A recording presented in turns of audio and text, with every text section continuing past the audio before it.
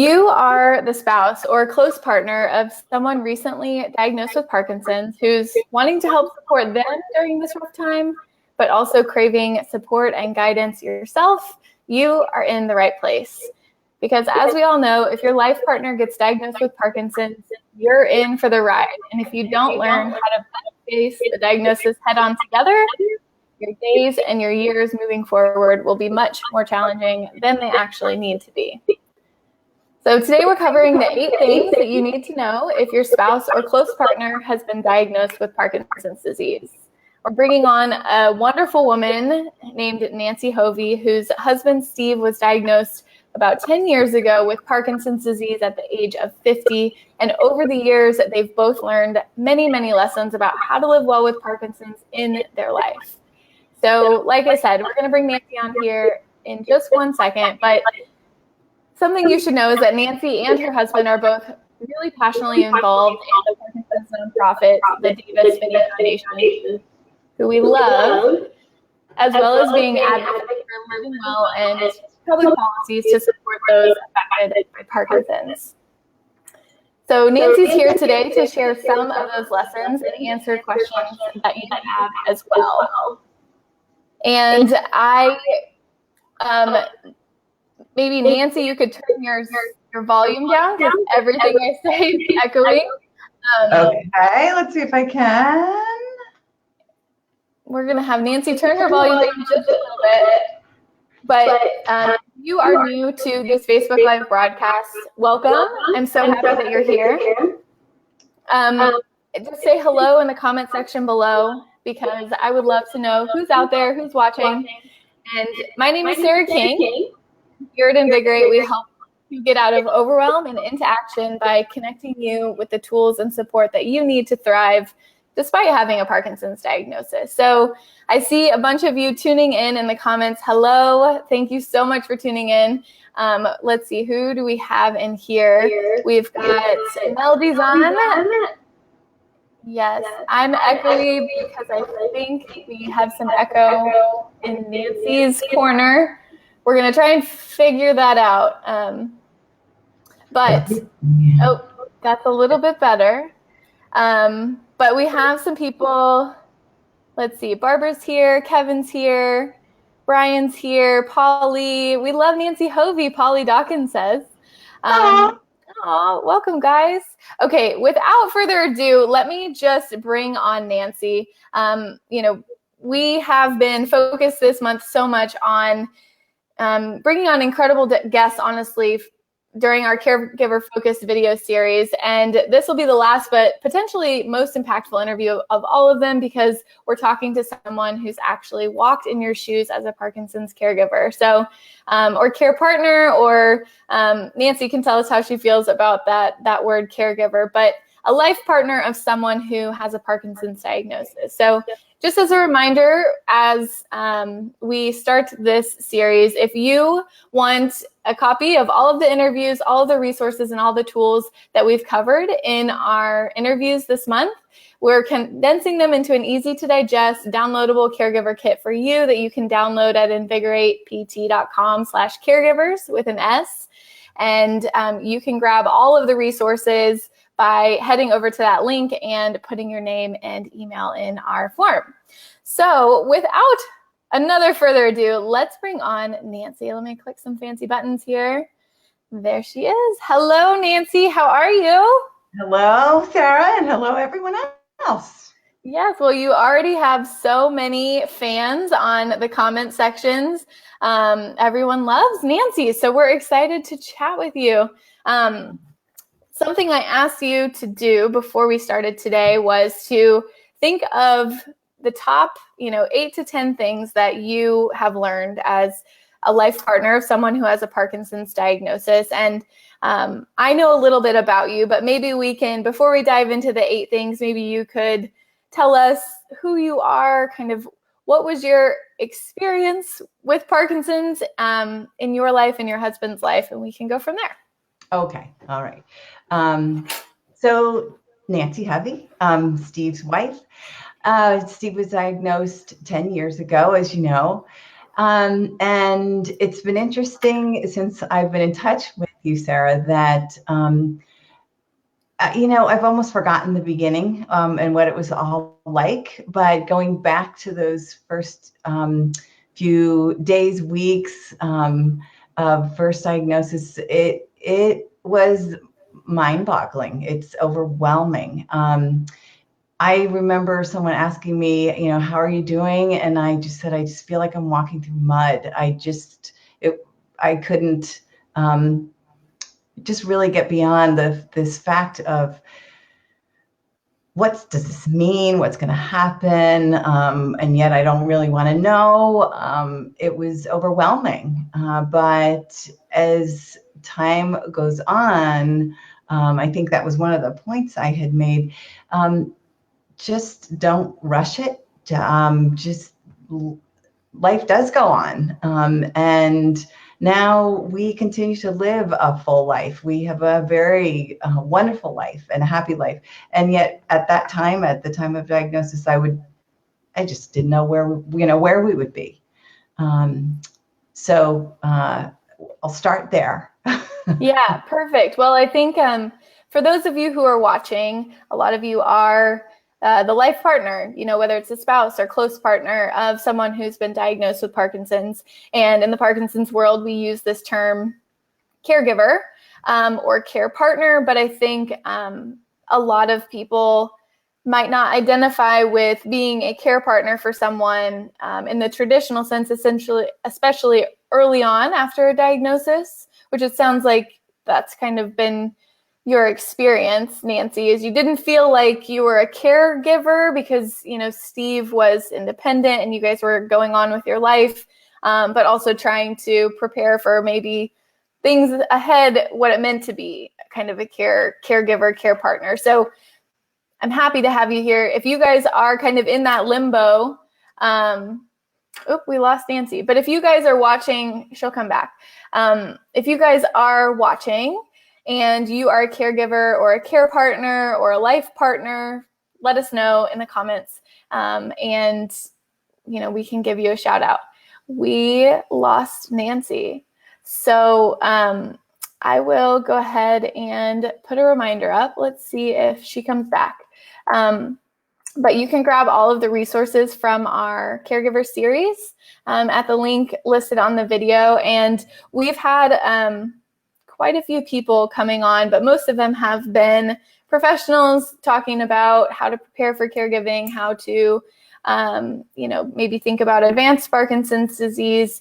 We've had everyone but an actual care partner on here. So hopefully Nancy will be back shortly to tell us more about that. She's gone. I'm going to text her. Yay for tech difficulties. If you're watching, just give me a thumbs up. Let us know you're watching. Is she back? There she is. Okay. Disconnect. It's okay. It seems like while these Facebook Lives are incredibly valuable for people who tune in and love to, see everybody in person, we always have tech glitches. Our very first speaker in this series we had tech glitches with too. So okay, I'm glad you're back. We are back. You didn't miss anything. Okay. So why don't we hop right into some of the things that you feel like you've learned as a life partner of someone diagnosed with Parkinson's. I think number one on your list was something to do with taking care of yourself. Tell us what that hard concept is.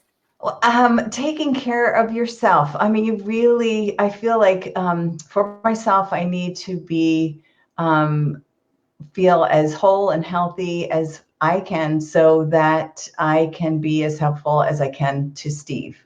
So that means, of course, mind, body, and soul. Mind for me, being emotionally, feeling emotionally well, happy, fulfilled in my own life, doing the things that I enjoy doing. Body, being physically, I enjoy being physically active. So making sure that I have enough exercise, eating well, sleeping well. Within normal parameters. I mean, so we lose sleep, we don't eat as well during Thanksgiving as we should. But for the most part, just really feeling strong and healthy, remaining social, remaining connected with friends, family, and I lean strongly on my faith. So having that part of my life being strong as well. So really, I think that would be the advice I would say for everyone as a care partner. You just got to stay strong. Not that it's like all that difficult, but just maintaining that. Can I ask you a question about that? Yeah.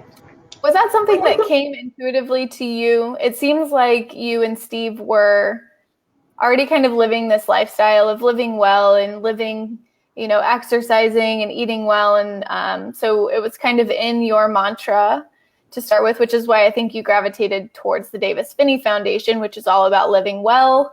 Could not support that foundation more for that message. But did that come naturally to be able to say, I'm going to take care of myself, and, it fit in nicely? Or did you guys have to kind of wrap your minds around, doing things differently? You're right. It is not something I had to really think about consciously. It just, we do enjoy exercise. We enjoy doing things together. So it wasn't like on the checklist of things to do. We just are very comfortable in that lifestyle. We were, before the diagnosis of Parkinson's. Now we just know that has to, it's like, just make sure that we continue. But it was a natural thing for us. Yes, definitely. So we didn't have to take up anything new to maintain that. Has it gotten any more challenging over the years? I think, you were talking about potentially Steve's symptoms progressing a little bit, or, kind of things taking a different turn. How have you guys maintained your ability to take care of yourself, or how have you maintained the ability to take care of yourself as things have maybe increased your demand on you, I guess is what I'm asking. Yeah.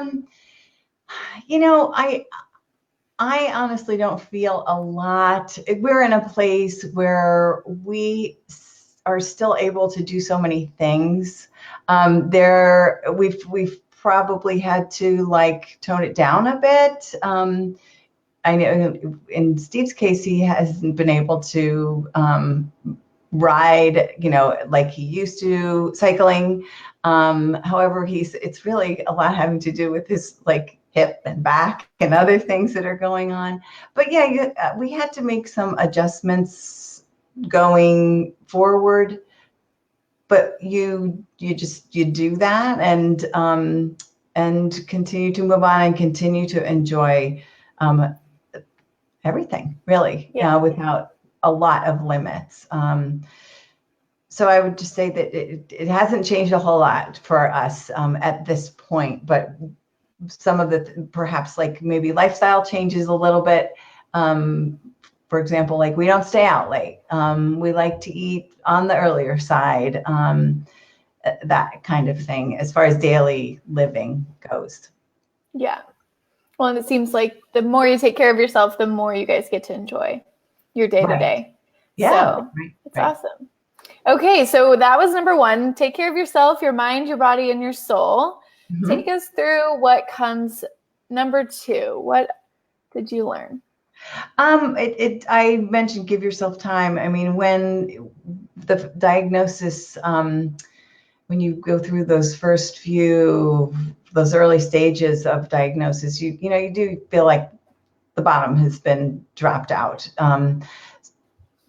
My feeling is that you just take time. Don't feel like you have to jump into anything, hurry up and, join a support group. Just take your time, let it sink in.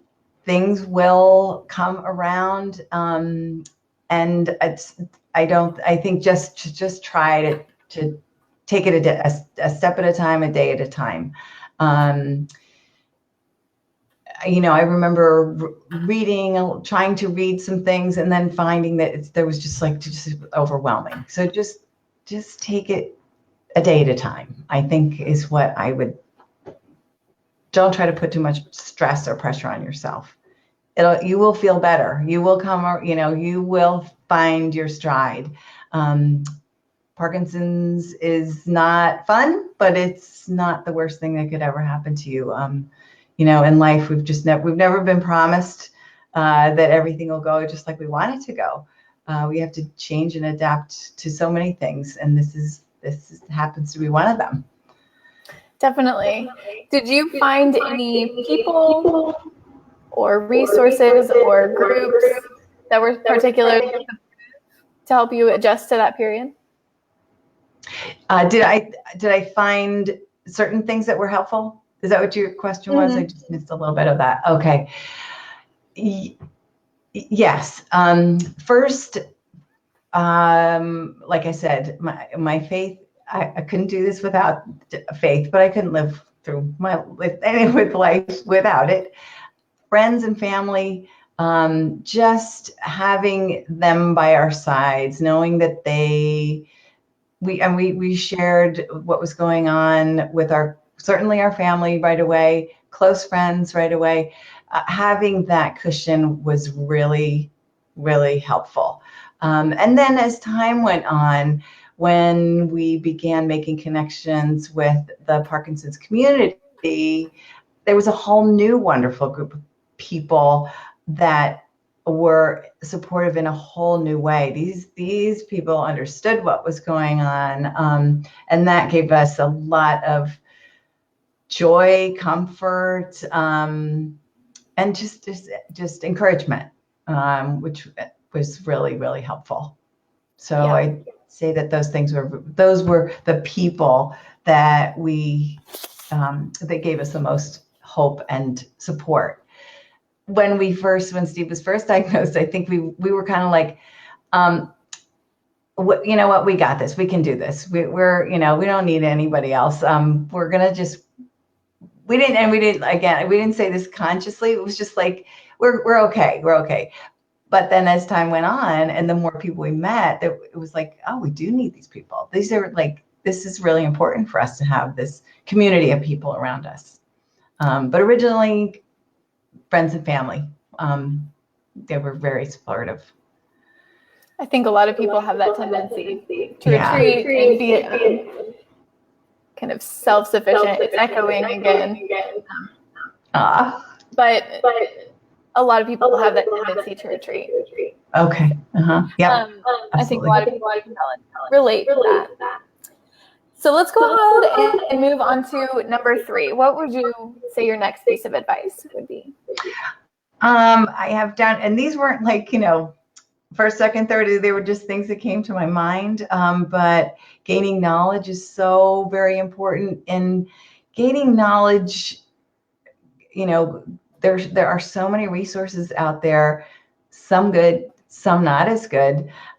So I think it's important to find the resources that are helpful to you, to know that what you're reading is or experiencing is the right thing for you. I happen to really have found that the resources through Davis Phinney, Michael J. Fox, those foundations have been so great. Going to conferences, going to being in discussions, and then also being in support groups because other people have new things to give you or to that you can gain from. So gaining understanding, staying on top of things, knowing what's going on in the world of Parkinson's and the research that's going on. I find that was really very helpful. Definitely. Well, let's take a moment to give the Davis Phinney Foundation a little bit of a plug. We're going to do it on and on and on in this broadcast, but I'm going to put a link in the description here for everyone. This is a link to a webinar that the Davis Phinney Foundation is hosting on Tuesday, January 15th at 1 p.m. Pacific time, titled How to Build Resilience While Living with Parkinson's. And if anything Nancy's talking about resonates with you, I have no affiliation with the Davis Phinney Foundation. I just think they're amazing. So this isn't, a sales job at all. I just want to give you guys some resources that have obviously resonated with a lot of people. And this webinar, again, is about building resilience while living with Parkinson's, learning how to nurture qualities that build resilience, exploring strategies to strengthen your resilience that you can use every day, learning simple practices you can do to ease emotional pain and meet difficult emotions, which is such a big battle. Discovering actions you can take to live well with Parkinson's that will truly make a difference in your life, and then getting a chance to ask the instructor some questions if you're interested in building resilience. So if you guys want to register for that webinar, again, it's on January 15th. If you're watching this live or on replay, you can head over to that link and sign up. And I believe it's a free webinar. So speaking of seeking out reliable sources, the Davis Phinney Foundation is amazing when it comes to really building resilience and living a life that you're proud of and that you can embrace and enjoy and has meaning. So if you guys love the Davis Phinney Foundation as much as we do, you can give this video a big heart and go register for that webinar. And that'll bring us to number 4, I think, talking about support. And thank you for that, Sarah, because we'll join into that. Support, I felt like, and I touched on this a little bit already, support when you're ready. I feel like it's so important to have it, but it's so important to have it when it's right for you and to find the right support. We have found some more recently, there are some local support groups that are really great around the Saratoga area that have been it's been a really great way to connect with some people in this community. Just the support that you gain from meeting other people, experiencing the same thing. Like I said, these are the people that know what you're talking about. These are the people that are they get it, and you can talk about them. You can talk with them about some of the things that others might not. Even family members might, they're not living the same life. So that's kind of support. But then again, the family and friends are a huge support to us as well. So, and they're like the solid ground. So it's support in those ways. It's important to find. And it's, even if you're in a place that is far away and not maybe, there isn't an easy way to connect with other folks. Things like this are really helpful things on the internet. So I think the connection is so critical. Definitely. I think that it empowers you. It gives you hope to know that you're not facing things on your own. And I think it's really insightful for you to share that not all support groups are created equal, and that, there is support that's right for you and there's support that's not right. Sometimes your family isn't going to be able to be available to you the way that you need them to be. Or a support group isn't going to be able to fill the needs that you need. So not being afraid of seeking out a lot of different resources is, I feel like, sounds important. How many support groups, if you don't mind, did you guys go through a few support groups before you found one that you liked? Or was it, you kind of hit the nail on the head right away? It was when Steve was first diagnosed, we joined a support group because that was kind of like one of the things that we were encouraged to do. We attended a couple times and we just were like, we didn't feel like it was us yet. So it was a while before, and then Steve was connected with Davis Phinney Foundation, and that opened up that was just awesome because as we've talked about, that lifestyle was already in place for us to live well, and it fit so well. And then that community became so much a support for us. Then as far as other support groups, we then moved to Saratoga Springs, New York, from New Jersey. And there are two groups up here that we've attended, not necessarily regularly, but on a, we just go once in a while, and we've just met the nicest people, the greatest people. There's a group that really enjoys learning. They have lots of speakers, and the folks in there are really eager to learn and are well connected and participate a lot in some of the things that the community offers, like boxing and dance and that kind of thing, which it really knits the community together. So those are the only really actual groups that we've participated in. Okay. Well, they're powerful ones, it sounds like. So, yeah. And then I threw up the website for the Davis Phinney Foundation if you guys want to go and seek out some of their resources or events or, gatherings. The Victory Summit is going to be in Austin in April, which is a workshop, a 2-day workshop for the Davis Phinney Foundation. So if anybody wants to come to Austin and go with me, I'm going to be going in April. So, but check out their website. They're an awesome place to find support. And obviously Nancy is a testament to that. So that is talking about support. Let's move into kind of some of the changes that Parkinson's seems to encourage you to make in your life. I think the next thing was talking about changes. Are you there?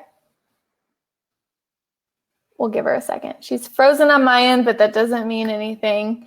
I am gonna. All right. We're gonna give Nancy's video a second to unfreeze. But if you are watching and you're tuning in late, we are talking to Nancy Hovey, who is the wife of Steve Hovey. She is his life partner. He was diagnosed with Parkinson's about 10 years ago at the age of 50, and she's sharing 8 things that she's learned as a person with Parkinson's life partner. So as she's getting unfrozen or coming back on here in a second, if you guys have any questions for Nancy or want to know, she's back. Beautiful. If you guys have any questions for Nancy, we're going to hop back on with her. Let me bring her back on. If you guys have any questions for Nancy as we go, put them in the comment section and we'll make sure that we answer them at the end. Okay, let's bring her back on. Hello, welcome back. I'm sorry about that. We're just having a few little technical difficulties here. That's okay. It happens. Every time it happens. So I'm glad you're back. That's the most important part. So we were about to talk about number 5, making changes and how to manage those. Yeah, I think when I thought about that idea, it just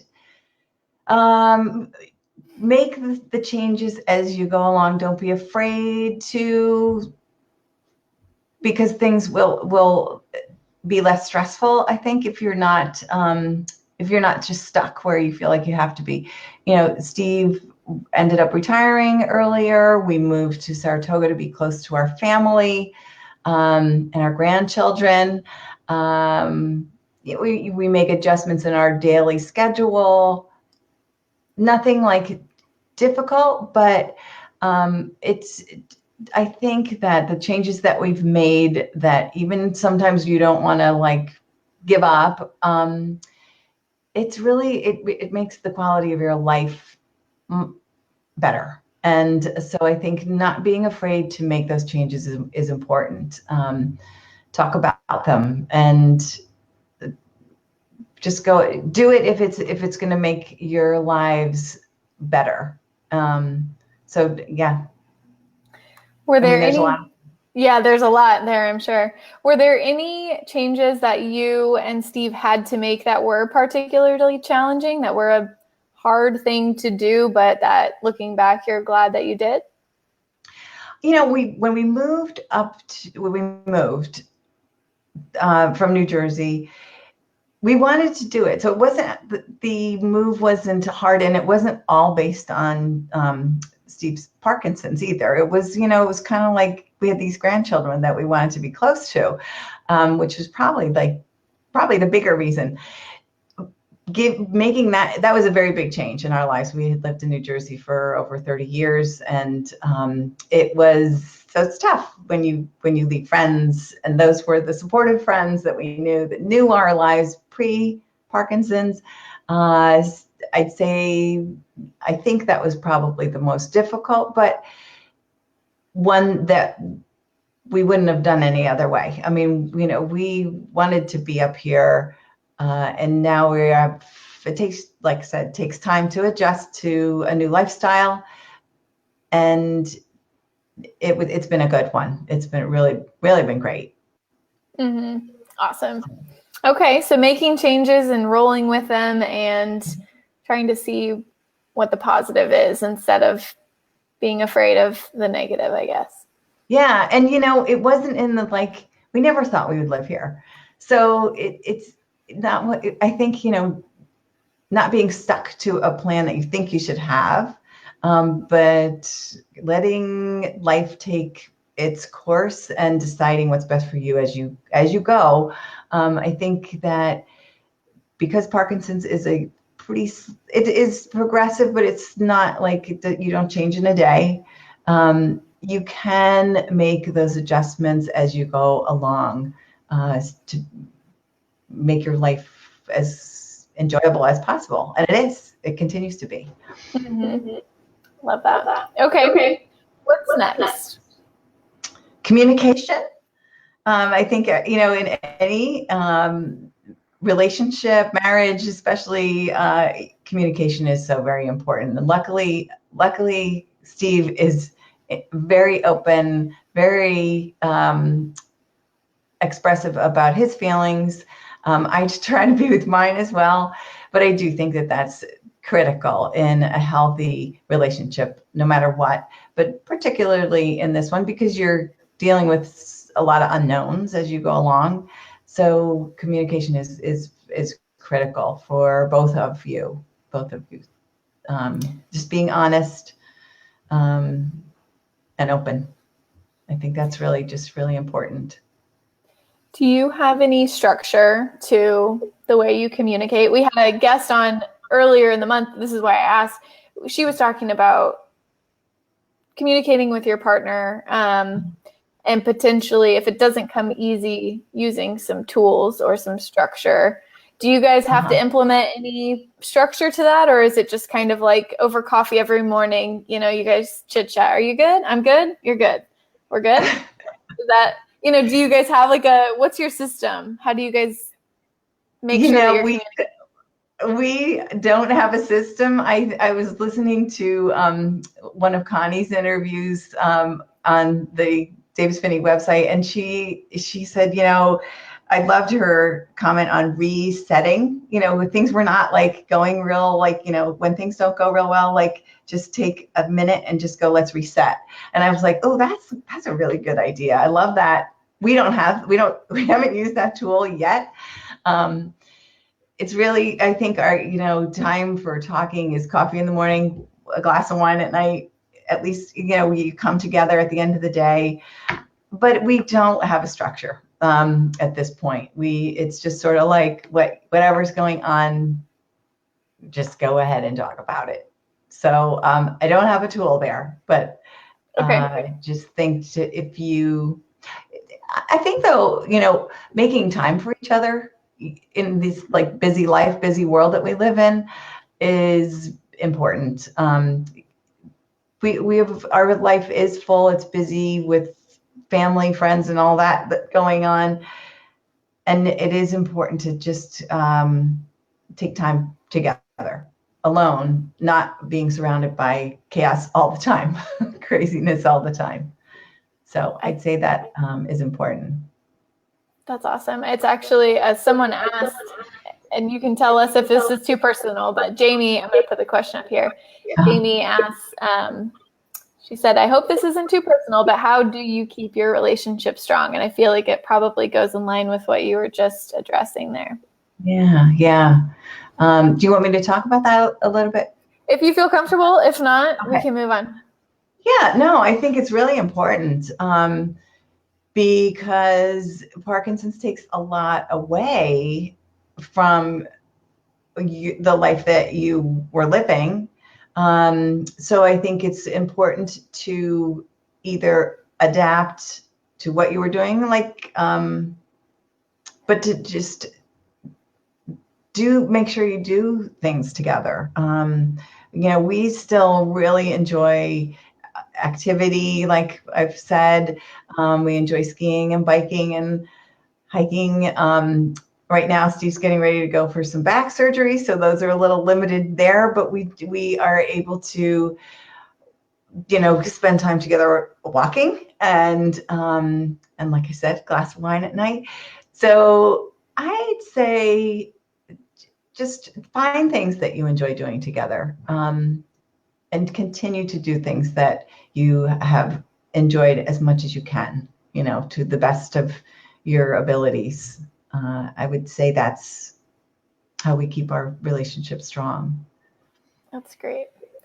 Thank you for answering that. I know sometimes that can be a bit personal, but I think a lot of people do, find it challenging to stay connected and stay communicative and bonded when you have this third entity inserted into your life.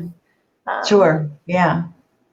And I think it's, depending on where you are in the progression, I'm sure that particular, maintaining your relationship it changes, I think, as time goes on. So it is challenging, I'm sure, as things get more progressed. Right. But those tools probably stay the same. Communicate, spend time together.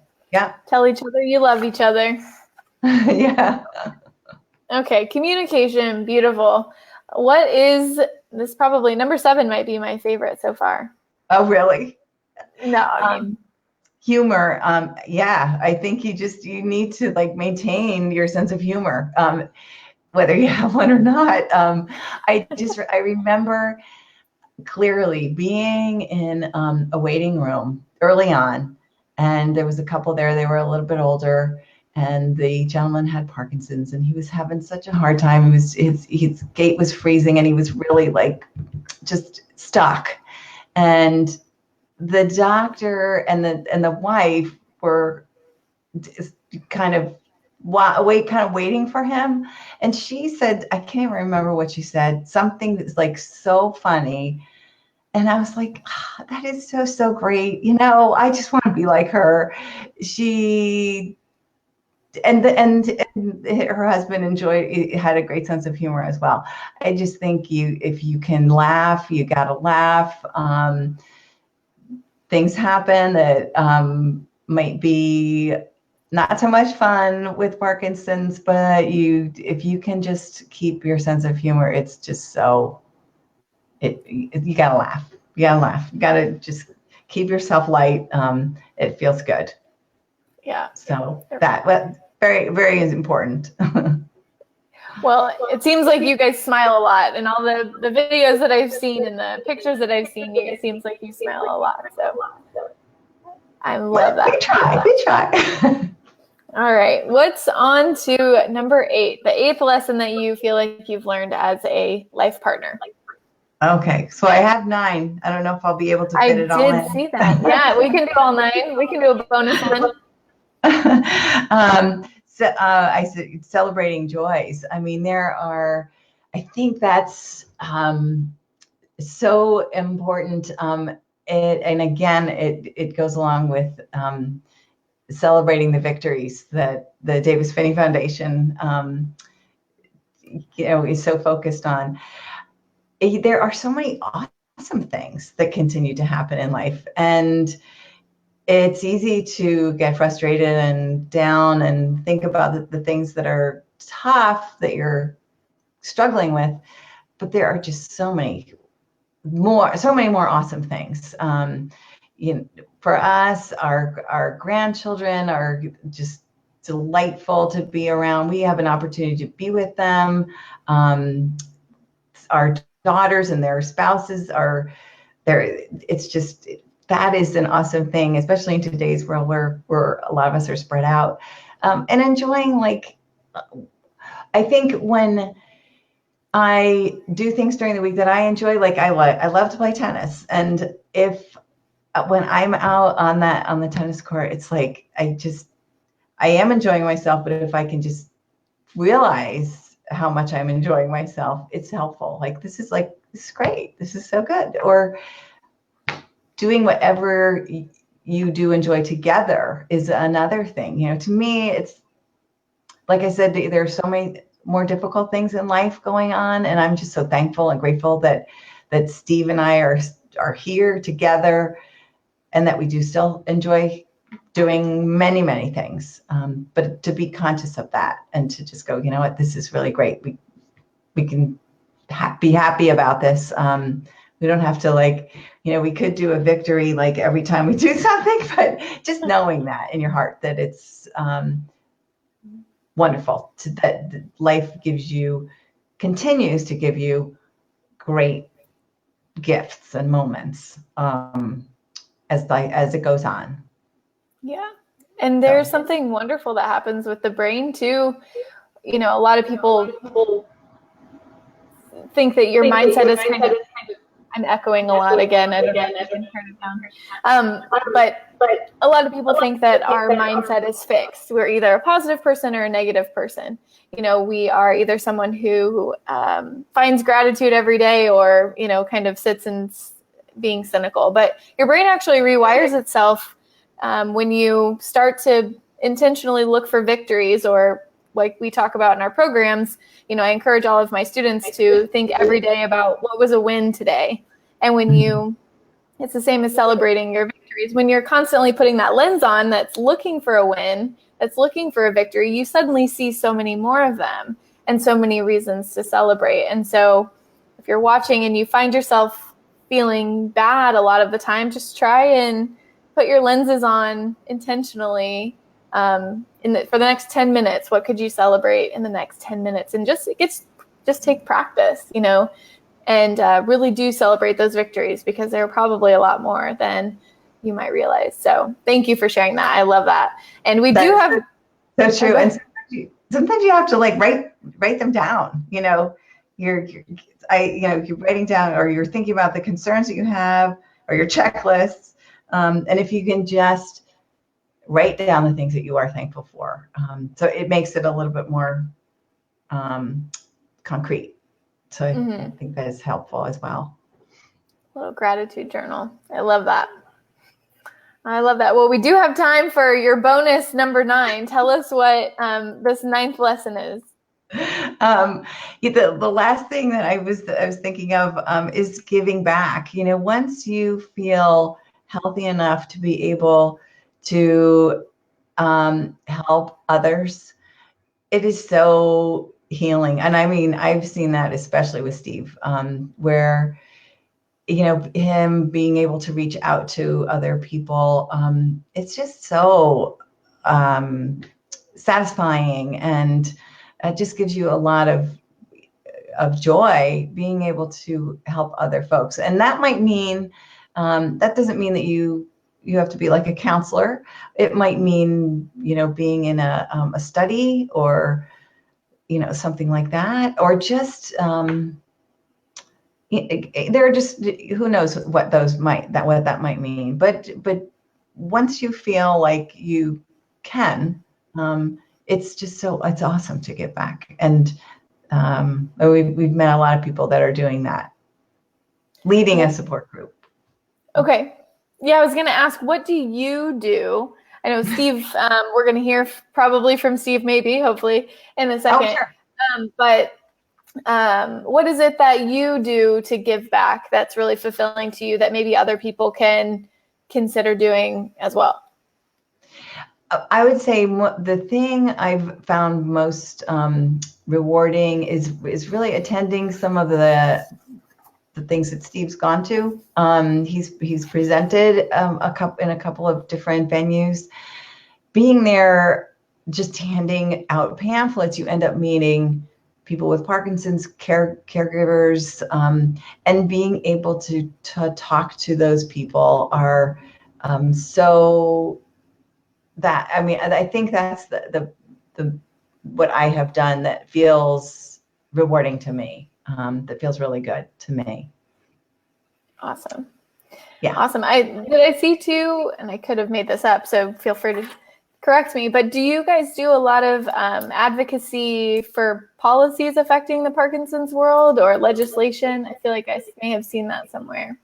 We did it at one point. We did it about 2 years ago when we were down in Washington with the representing Davis Phinney Foundation at the Michael J. Fox forum. And that was, I haven't done anything beyond that. Now, Steve may have done a little bit, but that's not typically where our energy goes, unless we're asked to do something, write a letter, contact a congressman. We'll do what it takes there. But typically with policy, we haven't been super involved. Okay, no worries. No. Awesome. Well, thank you for sharing some of your insights as a life partner of someone who's walked the Parkinson's journey. And I think we've given a lot of people a lot of wonderful things to consider and kind of gnaw on. And as always, if you guys would like to connect with Nancy, you can leave a comment below, and the Davis Phinney Foundation will kind of monitor some of these and can connect you guys however that means. But if you guys want to get in contact with the Davis Phinney Foundation, again, the website is dpf.org. I'm going to throw it up on the screen here. And also the link to the webinar is in the comment section below this video. So that webinar, again, is on January 15th. Let me see if I can actually find the link here. And if you guys are interested, I know that they would love to have you. Here we go, copy and paste. So is Steve close by, or do you need to run and get him? Oh, she's frozen again. All right. So we'll take a second while Nancy unfreezes to share with you guys, if you have enjoyed this caregiver focused video series that we've been doing all through November, we are putting all of the resources, all of the links, all of the, everything that we've covered into bite-sized, easy to digest pieces inside of our caregiver kit. So you can go to invigoratept.com/caregivers to download that. And that way you have all the resources at your fingertips as you need them as you go along in your journey.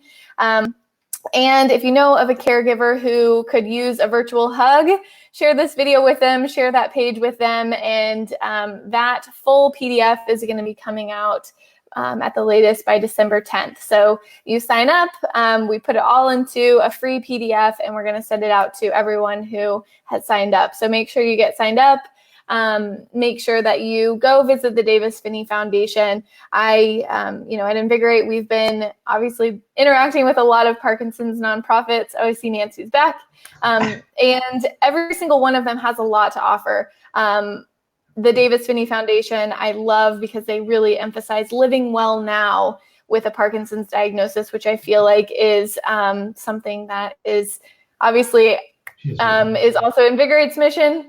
But how do we live well now and create a life of meaning now while we are waiting for someone to discover a cure? So I see Steve is back here. Yes, they're adjusting here so he doesn't kneel on. So he doesn't have to kneel. Oh yes, please don't kneel, especially with that knee and hip stuff going on. Hello. Hi. So I'm much taller than you do right now. That's okay. Well, hello, Steve. Your wife was just gracing us with her presence and her wisdom. And she told me before we got on the call about how you act as an ambassador for the Davis Phinney Foundation.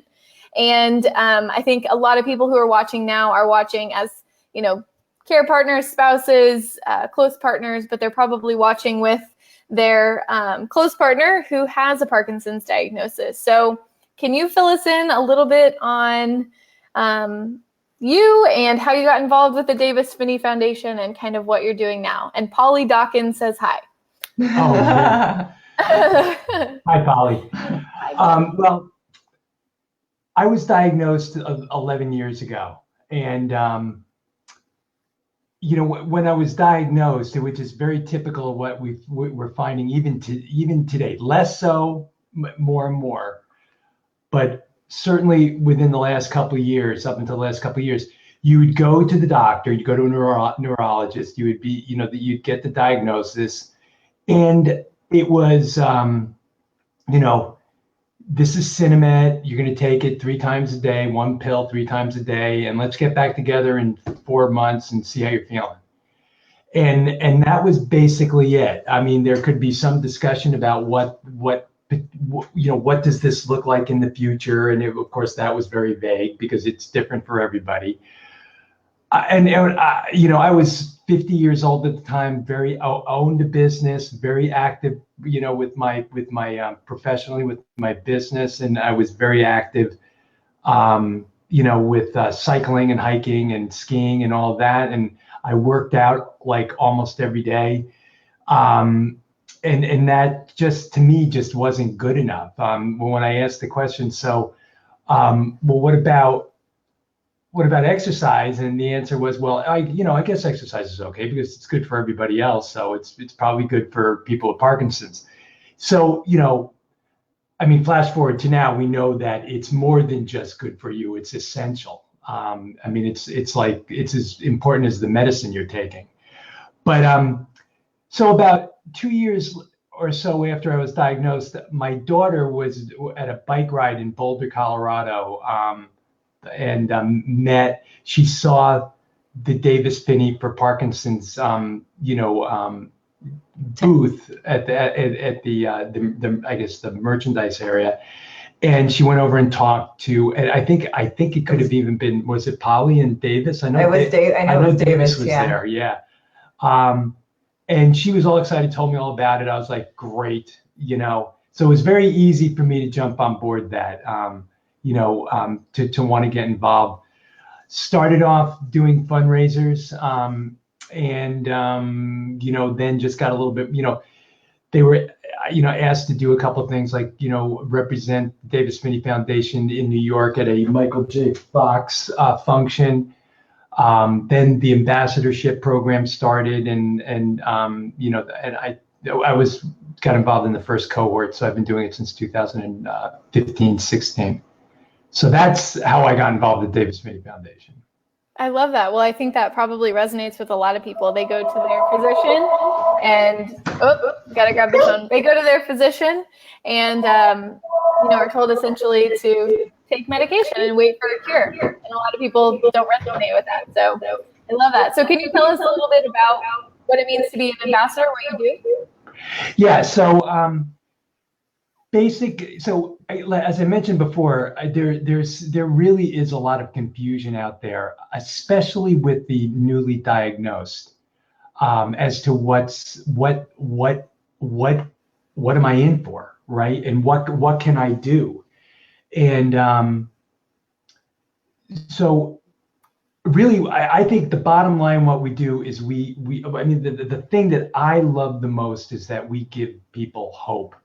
That there is life, there's a good life, you can live well with the disease. It progresses and it doesn't get easier, but a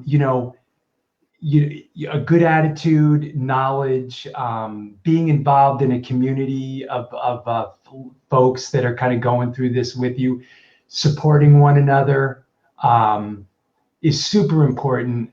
That's what I realize. So I really talk about, exercise is really, has started out as the core foundation of what we really talked about. And that is still essentially important. But it really goes beyond that. And I just think attitude is just so incredibly important. And I think that's helped by being with other folks who are with you on the journey. So, that's, I just spend a lot of time talking to people and telling them what is available, what they can be doing to help themselves. Because because like I said, up until recently, a lot of, well, they're certainly not neurologists, movement disorder doctors have been better at giving some like guidance as far as like what you can do on a more holistic level. But it's been, people like yourselves from the medical community, physical therapists, who have really jumped on board, started programs to help people, kind of jumpstart a more active lifestyle for folks that didn't have one before. It's just really, really important. It is. And I love that you're doing that work. That's a good fight to fight, is to help people be active, because you're right. It's your medicine. It's better than medicine because it actually helps you improve your symptoms instead of just masking them, although medication has its place, obviously. So right. Thank you so much for the work that you do.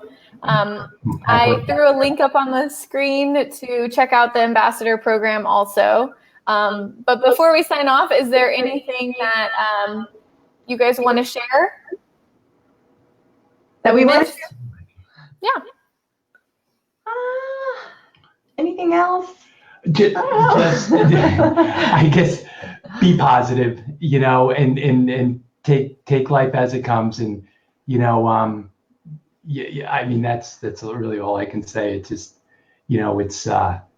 it's how what does Davis say? It's not it's basically it's how we handle it is right. Attitude. Yeah, exactly. I'm going brain dead right now. That's okay. That's what a screen does to you. It's something around. It's not what happens to you. It's how you react. Yeah, right. It's not what happens. It's how you react to it. But yeah. And life continues to be awesome. And I think that, like we were talking before, being aware of that, looking for those things as you're living your life. It's some things are taken away, but other things are, taking their place, and it's still a full life, still a wonderful place to be. Yeah. Well, thank you so much for that attitude. I know a lot of people watching appreciate that positivity and example that you guys are setting for people diagnosed with Parkinson's and the people who are walking that journey alongside them. So thank you both for coming on today to talk. Our pleasure. Thank you. Yes. All right. Thanks for watching, everybody. Until next time, keep moving. And all three of us are sending you lots and lots of big hugs. All right. Bye. Bye-bye.